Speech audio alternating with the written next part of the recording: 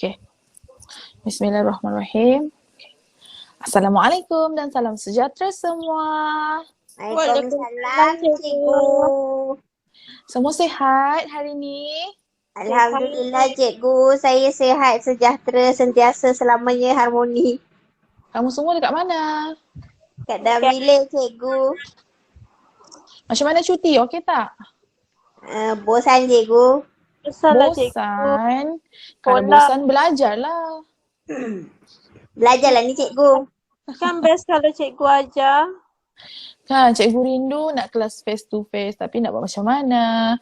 Kita tak dapat buat kelas face to face sebab pandemik ni. Jadi kita buat kelas online je ya. Okey. Okey. Kamu nampak slide cikgu sekarang? Nampak, cikgu? Okey. Apakah yang hendak kita pelajari hari ini? Apa, cikgu? Okey, sebelum cikgu mula pengajaran cikgu pada hari ini, kalau cikgu nak tanya sesuatu boleh? Boleh, cikgu. Silakan tanya. Okey, cikgu nak tanya, dalam sesebuah kerajaan ataupun sebuah negara, apa yang penting untuk menjadikan sebuah negara tu maju? Teknologi, cikgu. Teknologi. Asas dia? Pengetahuan. Pengetahuan. Selain daripada itu, apa lagi elemen-elemen yang penting untuk sebuah negara tu dapat membangun? Ada bangunan banyak kot, cikgu. Bangunan banyak. Okey, macam mana kita nak kecapi bangunan banyak tu? Melalui apa? Ekonomi. Pembangunan, cikgu. Yes, betul. Melalui ekonomi. Ekonomi. Betul. Kalau kita ada ekonomi yang kukuh, banyak benda yang kita boleh buat. Kita ada duit, negara kita ada duit, ada dana. Kita boleh buat macam-macam. Jadi salah satu elemen penting dalam sesebuah negara apa dia? Ekonomi. Ekonomi. Betul. Okey. Jadi agak-agak hari ni apa kita nak belajar? Ekonomi. Betul. Hari ini kita Okey, baiklah. Disebabkan ni merupakan kesinambungan daripada topik kita pada minggu lepas. Jadi hari ini cikgu akan ajarkan kamu semua subtopik kegiatan ekonomi di Sabah dan juga Sarawak. Okey, cikgu. Okey, selain itu kita juga akan mengenali suku kaum yang ada dekat Sabah dan Sarawak. Walaupun Sabah dan Sarawak ni jauh merentasi Laut Cina Selatan, tapi Sabah dan Sarawak juga merupakan negeri di bawah negara Malaysia. Malaysia. Siapa pernah pergi Sabah dan Sarawak? Tak pernah, cikgu. Cikgu. Tiket flight mahal. Tak apa, nanti ada rezeki datanglah bercuti ke Sabah ataupun Sarawak. Baik, cikgu. Jadi kalau kamu tak pernah pergi Sarawak, hari ni kita kenali lagi dengan lebih lanjut mengenai Sabah dan Sarawak. Kita tengok macam mana sistem ekonomi dia, apa saja suku kaum yang terdapat dekat Sabah dan juga Sarawak. Okay, next slide.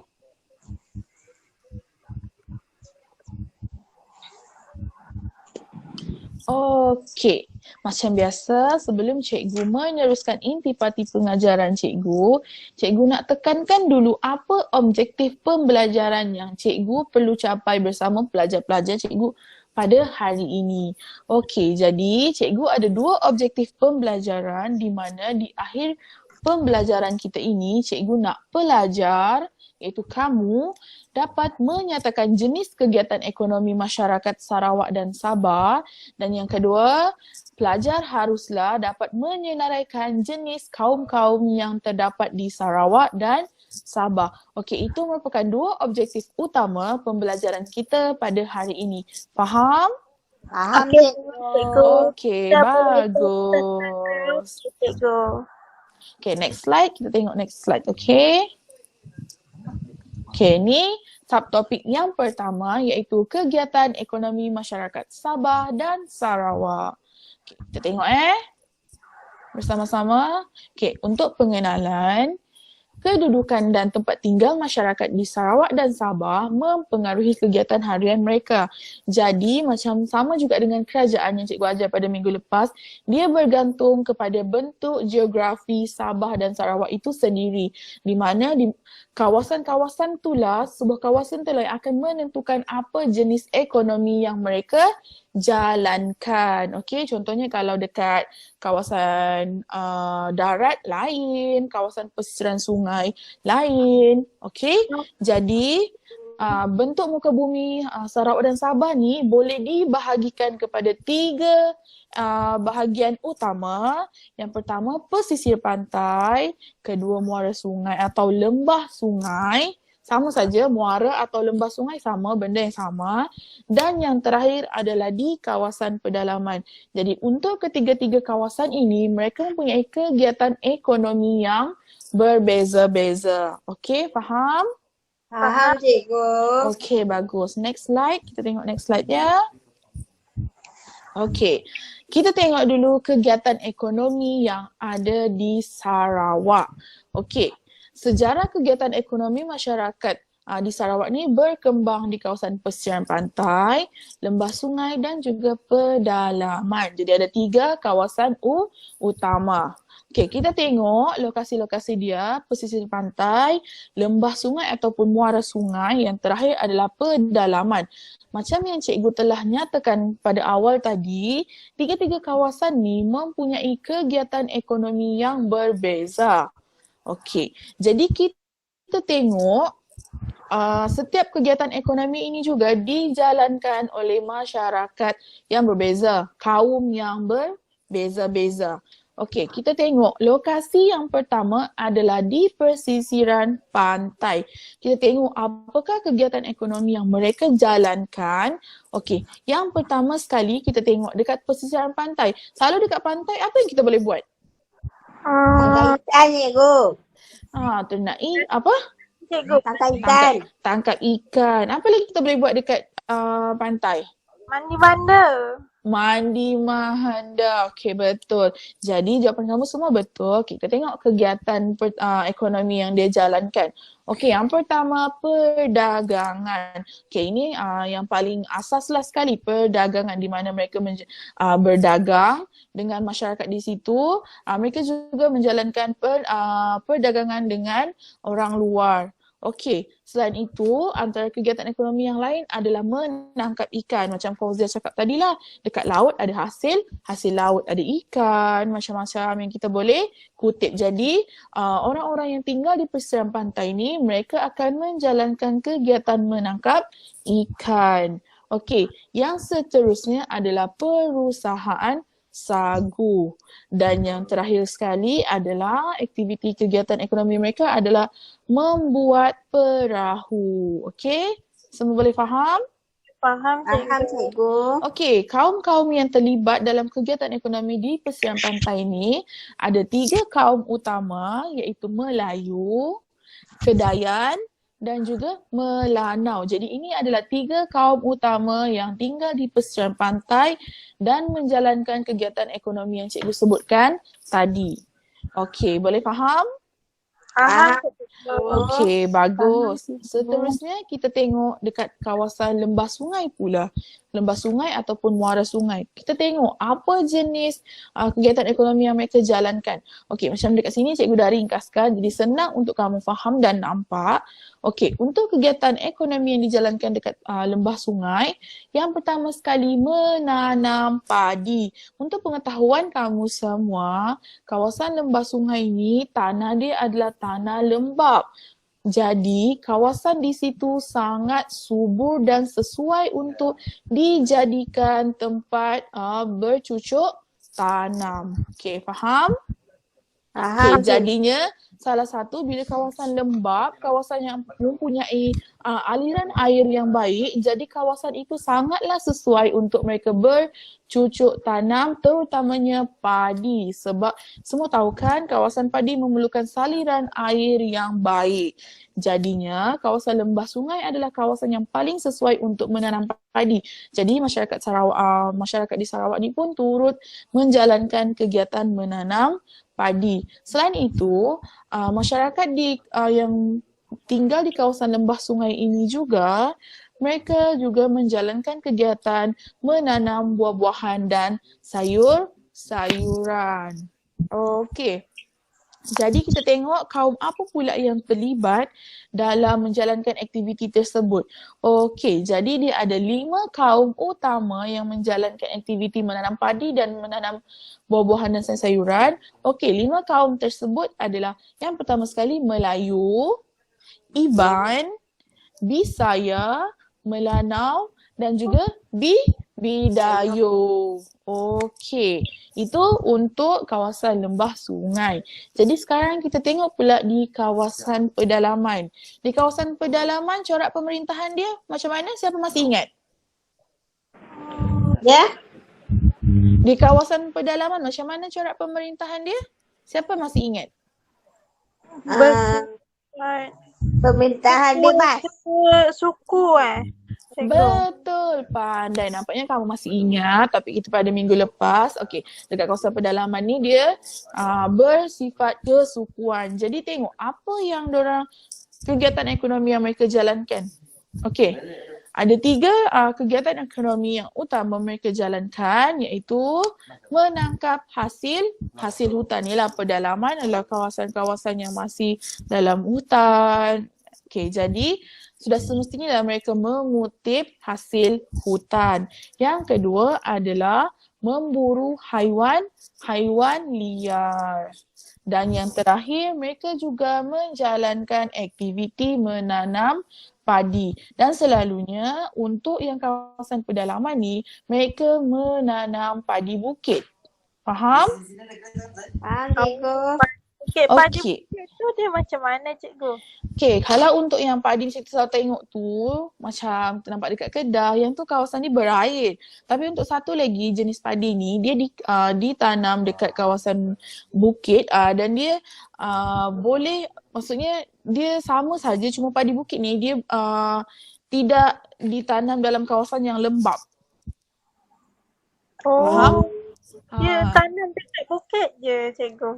Yes, kawasan dekat situ. Okey. Jadi ada 6 kaum utama yang menjalankan kegiatan ekonomi tersebut yang tinggal di kawasan pedalaman. Kita boleh tengok Iban. Ni ada satu yang macam cikgu cakap, Iban kan sifat kesukuan kan. Jadi mereka tinggal dekat kawasan pedalaman. Okey, jadi kaum-kaum yang terlibat dalam menjalankan kegiatan ekonomi di pedalaman ni adalah yang pertama Kenyah, Iban, Penan, Kayan, Kelabit dan terakhir sekali adalah Punan. Jadi mereka ni adalah masyarakat ataupun kaum-kaum yang tinggal di kawasan pedalaman. Okey, boleh faham? Boleh, cikgu. Okey, kita tengok slide yang seterusnya. Okey, ni adalah kegiatan ekonomi bagi masyarakat yang tinggal di kawasan Sabah pula. Kita tengok apa diorang punya kegiatan ekonomi. Okey, untuk bagi Sabah pula dia sama juga. Sejarah kegiatan ekonomi masyarakat ni adalah terbahagi kepada 3 kawasan utama juga, sama macam Sarawak, iaitu pesisiran pantai, lembah sungai dan pedalaman. Okey, sama juga aktiviti dia bergantung dengan kawasan tersebutlah. Jadi untuk 3 lokasi utama, pesisir pantai, kita boleh tengok kegiatan ekonomi yang dijalankan dekat kawasan pesisir pantai iaitu menangkap hasil ikan, membuat perahu, mengutip hasil laut. Hasil laut ni seperti kerang, rumpai laut, ya. Sabah memang sangat terkenal dengan hasil laut. Tahu kan? Tahu cikgu. Okey, jadinya memang sangat sinonim lah hasil laut ni dengan negeri Sabah. Dan yang terakhir adalah mereka juga menjalankan kegiatan perdagangan. Okey, kita tengok kaum yang terlibat dalam menjalankan aktiviti ini iaitu terbahagi kepada 4 kaum. Kaum yang pertama adalah kaum Brunei, kaum kedua adalah Bajau ataupun Sama, yang ketiga adalah Iranun dan terakhir sekali adalah kaum Suluk. Okey. Untuk kawasan lembah sungai pula, kita tengok apa aktiviti ekonomi dia. Okey, ada 2 aktiviti utama iaitu menanam padi dan juga menanam buah-buahan dan sayur-sayuran. Okey, kaum yang terlibat pula adalah kadazan dusun, rumus dan orang sungai. Boleh faham setakat ni? Boleh cikgu. Okey, bagus. Okey, untuk kawasan yang terakhir iaitu kawasan pedalaman, kita boleh tengok aktiviti ekonomi yang mereka jalankan adalah mengutip hasil hutan, menanam padi dan mengutip sarang burung. Siapa pernah nampak sarang burung ni? Pernah cikgu. Okey. Tak rasa apa pun cikgu. Tapi sarang burung ni dia sangat berkhasiat tinggi. Dia selain daripada kita minum dia, kita makan, ada juga yang menggunakan sarang burung ni untuk produk kecantikan. Okey. Jadi kaum yang terlibat adalah kaum Murut. Okey, boleh faham? Boleh cikgu. Okey, bagus. Kita tengok next slide. Okey, sekejap ya.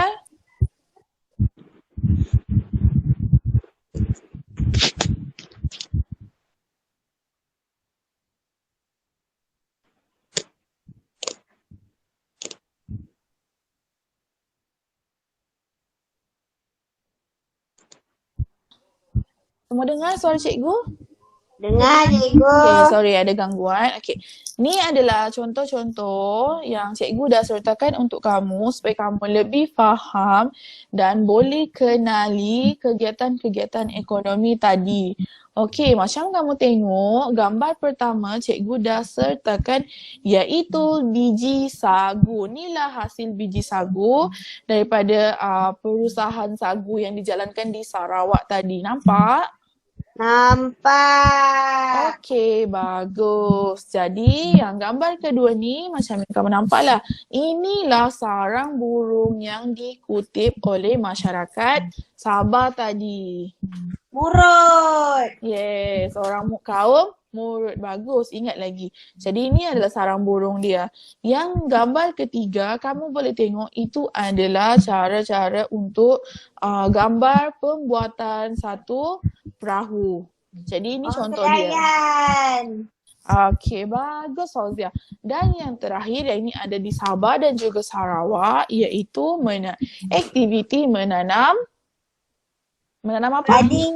Menanam padi. Okey, jadi ini adalah contoh-contoh yang kamu boleh tengok supaya kamu boleh nampak lagi apa sebenarnya yang mereka hasilkan. Okey, sekarang semua dah faham dah nampak dah jelas kan? Dah nampak cikgu. Okey, jelas. bagus. Okey, jadi kita akan tengok topik yang seterusnya. Okey, kita akan tengok subtopik yang kedua iaitu keunikan masyarakat Bumiputera, Sarawak dan Sabah. Okey, dalam subtopik ini cikgu akan perkenalkan kamu apakah kaum-kaum yang ada dekat Sabah dan Sarawak. Sebab untuk pengetahuan kamu semua, Sabah dan Sarawak ini terkenal dengan kepelbagaian dan juga keunikan kaum, di mana Sabah dan Sarawak ni mempunyai jumlah kaum yang sangat banyak. Jadinya sekarang ni cikgu akan perkenalkan kamu sedikit daripada kaum-kaum yang terdapat di Sarawak dan Sabah ni merupakan kaum-kaum yang utama lah yang cikgu akan kenalkan dengan kamu. Okey. Baik. Okey, kita tengok slide yang seterusnya. Okey, sebagai permulaan dan pengenalan terlebih dahulu, keunikan masyarakat Bumiputera Sarawak dan Sabah. Okey, penduduk Sarawak dan Sabah yang berbilang kaum dan budaya menyebabkan kawasan ini memiliki keunikan, tradisi dan warisan yang tersendiri. Macam yang cikgu dah cakap tadi, Sabah dan Sarawak ni memang sangat banyak suku kaum dan menyebabkan Sabah dan Sarawak ni mempunyai banyak keunikannya yang tersendiri dan juga banyak warisan-warisan yang ditinggalkan dan dihasilkan oleh sesebuah suku kaum tu. Jadi kita tengok dulu untuk masyarakat Bumiputera Sarawak. Okey. Okey, cikgu. Keunikan masyarakat di Sarawak boleh dilihat dari segi kepelbagaian kaumnya. Iaitu ni cikgu dah sebutkan kaum-kaum dia adalah seperti Iban, Melayu, Bidayuh, Melanau dan juga orang Ulu. Ulu. Okey, Iban, Melayu, Bidayuh, Melanau. Orang dan juga Ulu. Orang Ulu. Okey, selain daripada itu terdapat lagi kaum yang lain seperti Bisaya, Bukitan, Dusun, Kedayan, Kajang, Kejaman, Lahanan, Lisum, Lugat, Sebob, Sekapan, Sipeng, Tagal, Tanjung dan Ukit. Banyak kan suku kaum dia? Banyaknya, cikgu. Lepas tu nama dia pun sangat-sangat unik. Bisaya lah, Bukitan, Lahanan, Lisum, Lugat, Sebob, Sekapan. Mana Kan? nak ingat ni? Kamu perlukan nota ringkas untuk kamu ingat nama-nama dia. Okey? Okey. Tak apa, nanti cikgu akan bagi slide ni untuk kamu tengok sebab cikgu dah ringkaskan, senang untuk kamu faham. Jadi kamu boleh highlightkan nama suku-suku kaum tu. Senang untuk kamu jawab nanti dalam peperiksaan. Okey, Baik. jadi kepelbagaian dalam kesukuan inilah yang menyebabkan setiap budaya setiap kaum tu berbeza. Sejarah setiap kaum tu pun sangat berbeza-beza. Dan kepelbagaian inilah macam cikgu cakap tadi, dia telah membawa kepada satu keunikan masyarakat di Sarawak. Ialah sebabkan setiap suku kaum tu dia ada adat dia tersendiri, ada warisan dia. Jadi kita boleh tengoklah benda tu sangat menarik bila kita kenali dengan lebih mendalam. Okey? Okey, cikgu. Okey, kita tengok slide yang seterusnya. Okey, ni adalah contoh-contoh suku kaum yang terdapat dekat Sarawak, tapi cikgu akan tunjukkan 5 suku kaum yang utama, kiranya macam suku kaum terbesar dekat Sarawak, dan cikgu dah sertakan dia punya gambar. Kamu boleh tengok dia punya cara pemakaian pun berbeza, bukan? Beza, cikgu. Okey, jadi kita boleh tengok pakaian sahaja berbeza-beza. Setiap suku kaum tu dia akan ada aksesori pakaian dia yang tersendiri, cara dia berpakaian, apa semua. Jadi benda itulah sebenarnya satu keunikan yang kita patut kekalkan dan hargai. Dan warisan-warisan ini bukan waktu dulu je ada. Sekarang pun kalau kamu pergi ke Sarawak ataupun Sabah, pakaian-pakaian tradisi ni masih lagi dipakai untuk hari-hari tertentu. Okey, jadi memang warisan ini masih lagi dikekalkan sehingga kini.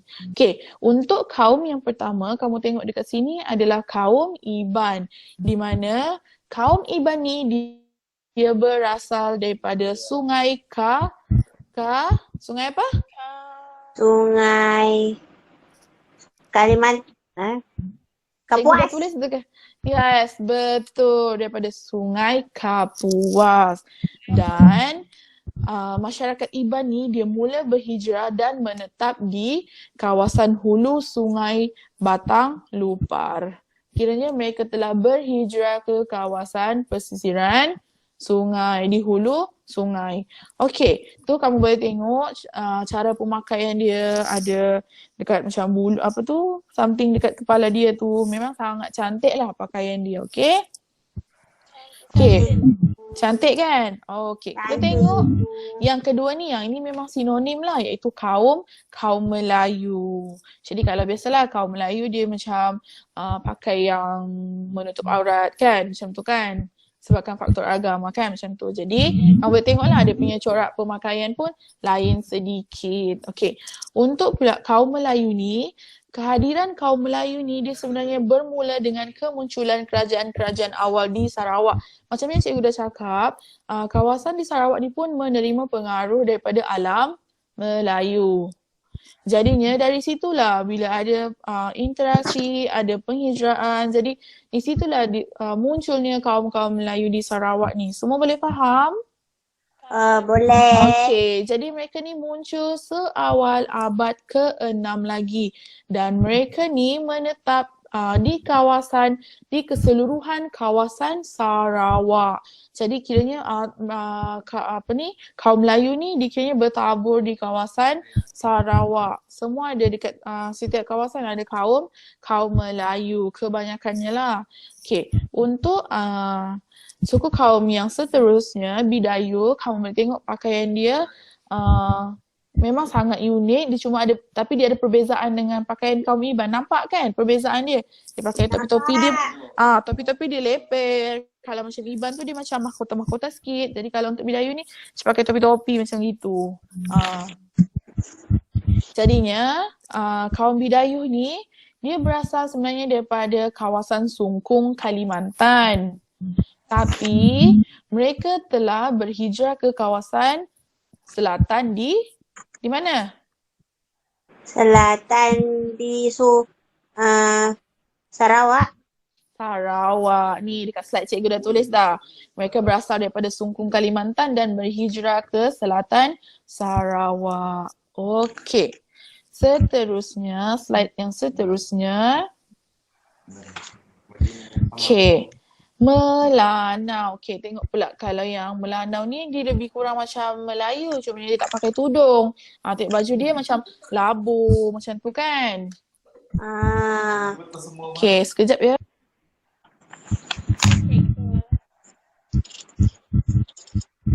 Okey. Jadi kamu tengok untuk kaum Melanau ni dia cakap dekat sini kaum Melanau ni sejak dari dahulu lagi dia telah mendiami kawasan tengah Sarawak. Okey, faham? Faham cikgu. Okey, yang terakhir suku kaum di Sarawak iaitu orang Ulu. Di mana orang Ulu ni terdiri daripada pelbagai kaum yang mendiami kawasan pedalaman Sarawak. Okey, orang Ulu ni yang terdiri daripada Kayan, Kenyah, Kelabit, Penan dan juga Punan. Yes. Kaum Kayan berasal dari Sungai Kayan dan berhijrah ke Sungai Rajang, Balui, Baram dan juga Hulu Kemenah. Okey, jadi orang Ulu ni dia macam satu nama besar tapi di bawah orang Ulu ni dia ada banyak suku-suku dia macam cikgu cakap lah, Kayan, Kenyah, Kelabit, Penan dan juga Punan. Tapi mereka dipanggil dalam satu nama iaitu orang Ulu. Faham? Faham cikgu. Okey, bagus. Okey, sekarang ni kita tengok slide yang seterusnya. Okey, kita tengok masyarakat Bumiputera Sabah. Kita dah kenal dah pasal masyarakat dan suku kaum yang ada di Sarawak. Jadi sekarang cikgu akan bawa kamu untuk mengenali masyarakat Bumiputera Sabah pula. Okey, dah ready? Ready. Okey, bagus. Untuk masyarakat Bumiputera Sabah, mereka juga mempunyai keunikan dan kepelbagaian sama seperti masyarakat di Sarawak. Kepelbagaian sejarah budaya setiap kaum menyebabkan masyarakat di Sabah mempunyai keunikan yang tersendiri. Dia sama juga macam Sarawak, dia ada pelbagai kaum dan daripada pelbagai kaum itulah yang menghasilkan pelbagai keunikan untuk setiap kaum di Sabah. Okey, keunikan kaum ni kita boleh lihat melalui kaum-kaum seperti ni adalah contoh kaum yang ada di Sabah. Yang pertama sekali Kadazan Dusun, kedua Murut, ketiga Bajau ataupun Sabah, keempat Suluk dan terakhir adalah orang sungai. 5 masyarakat suku kaum utama apa dia? Suku kaum utama dekat Sabah. Yes, dekat Sabah.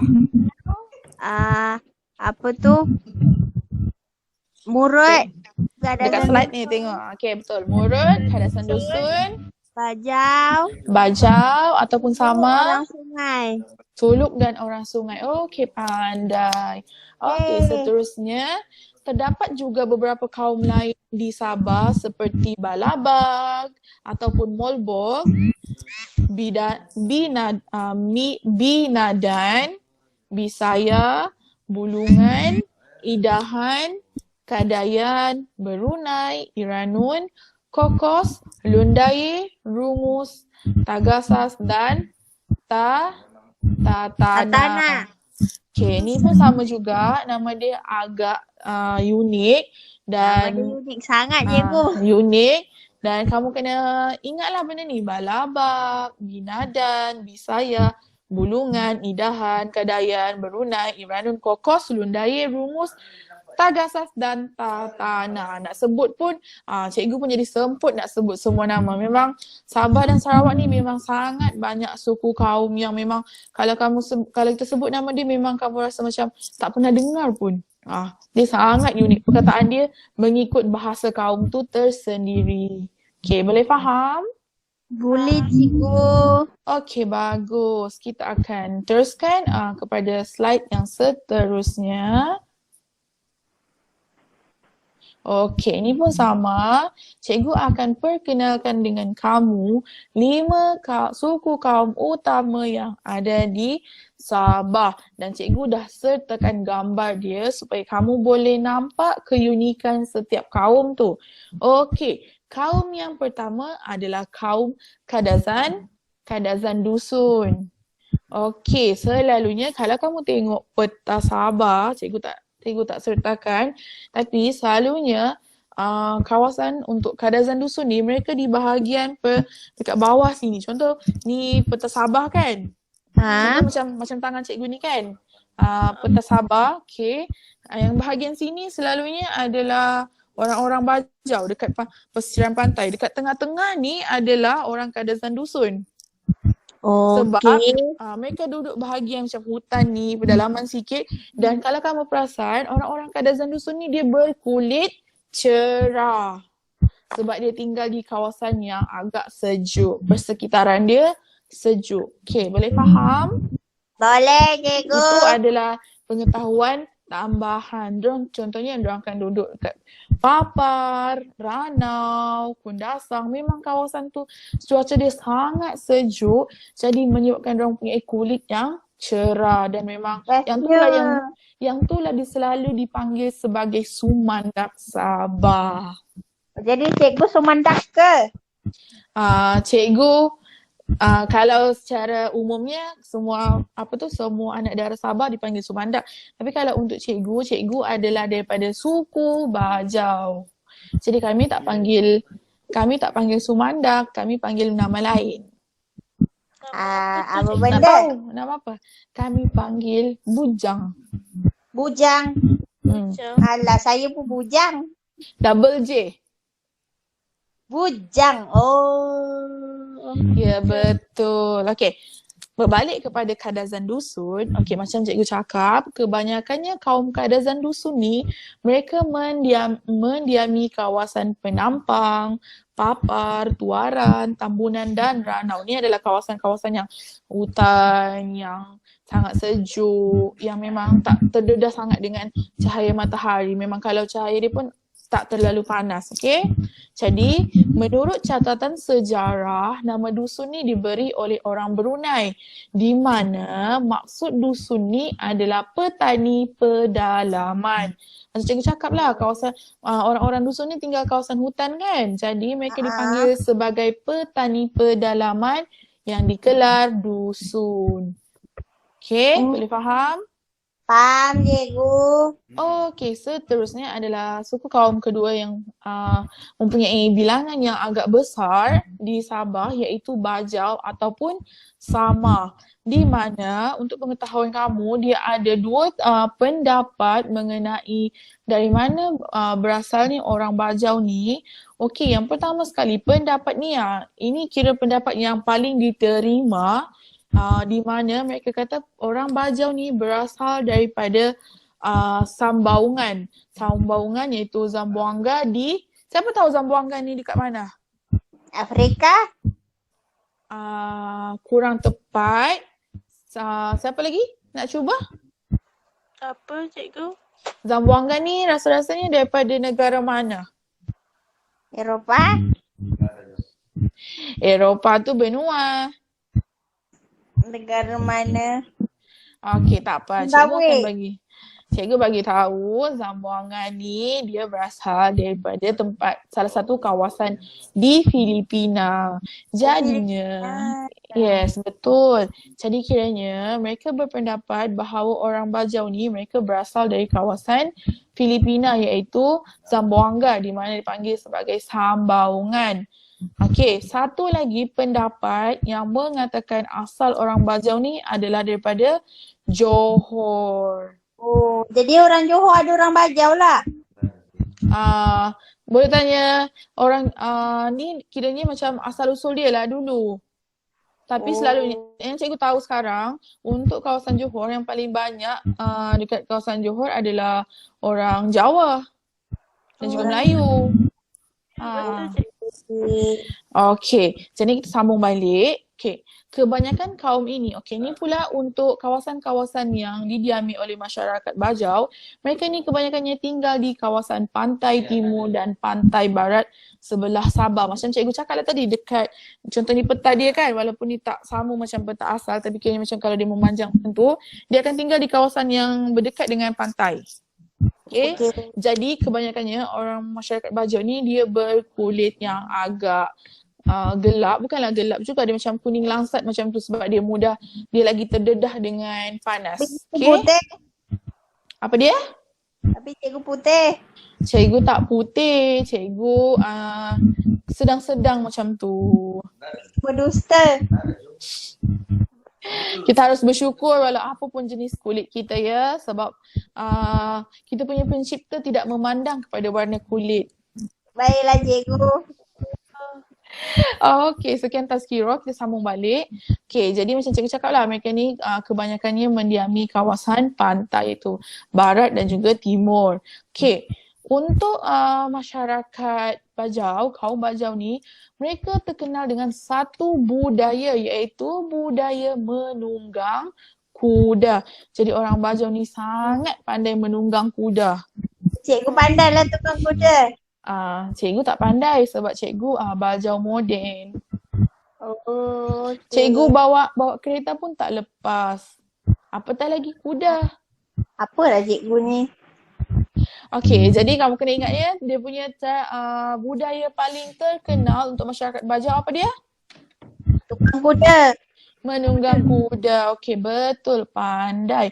Okey, kita tengok slide yang seterusnya.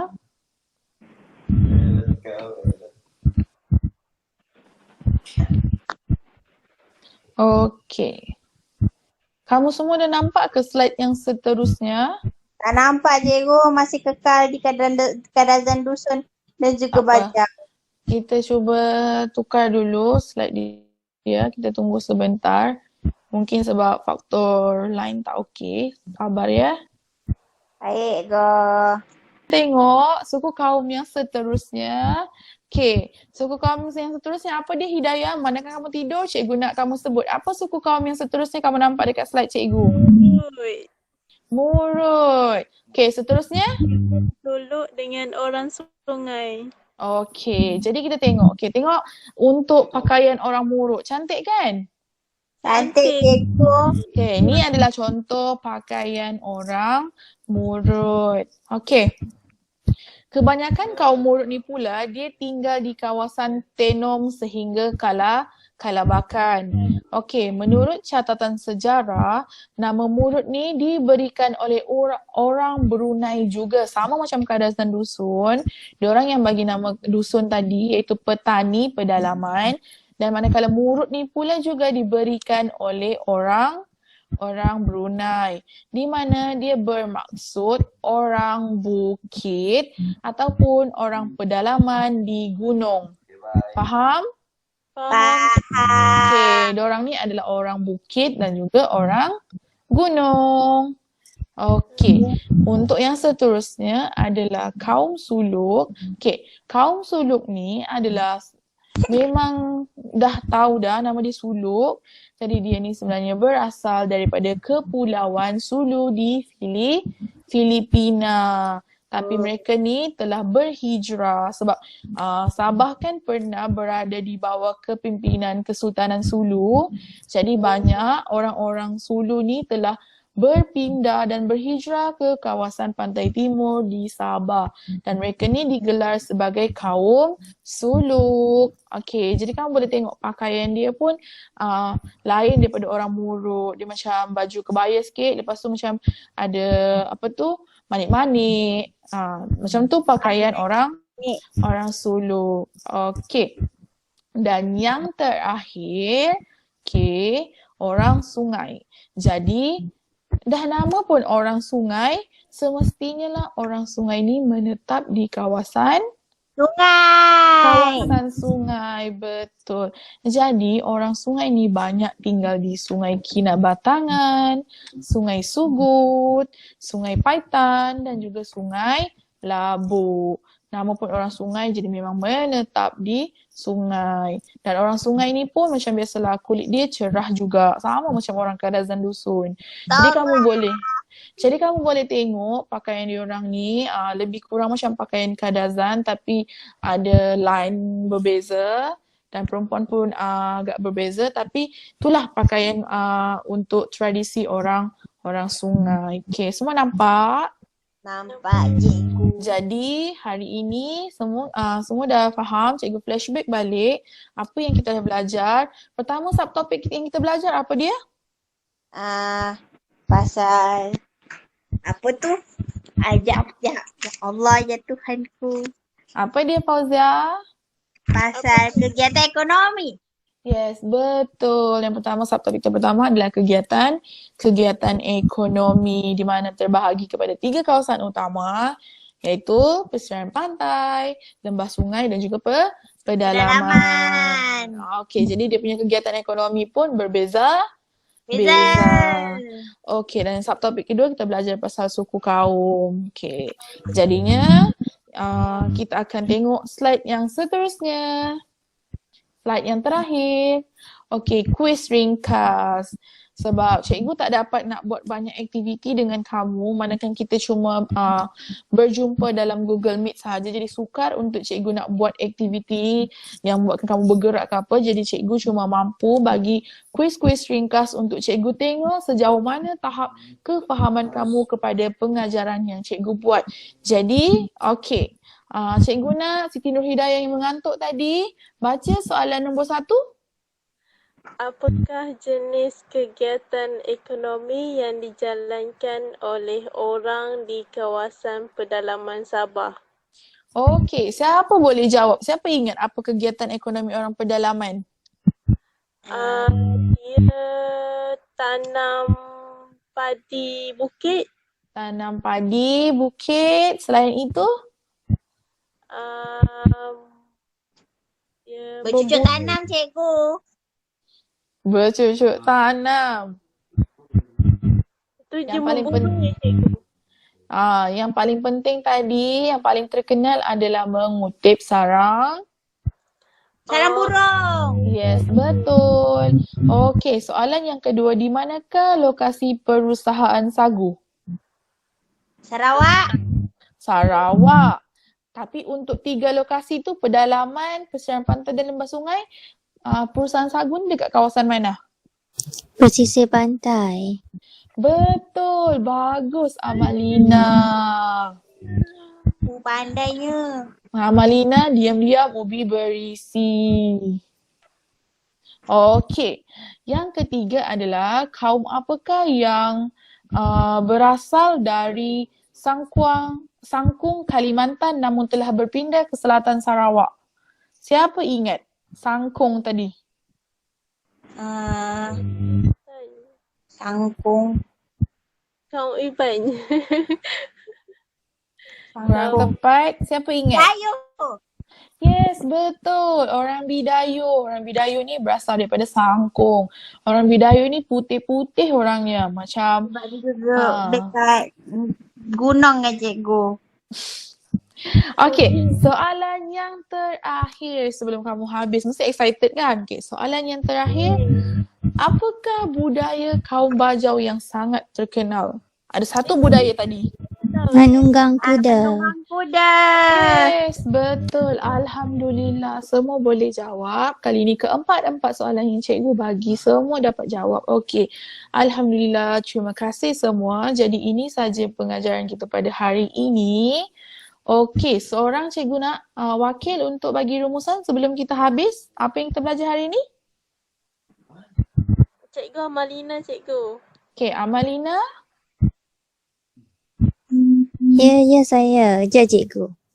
Cikgu Okey. apa cikgu tanya apa tadi? Apa rumusan pembelajaran kita pada hari ini?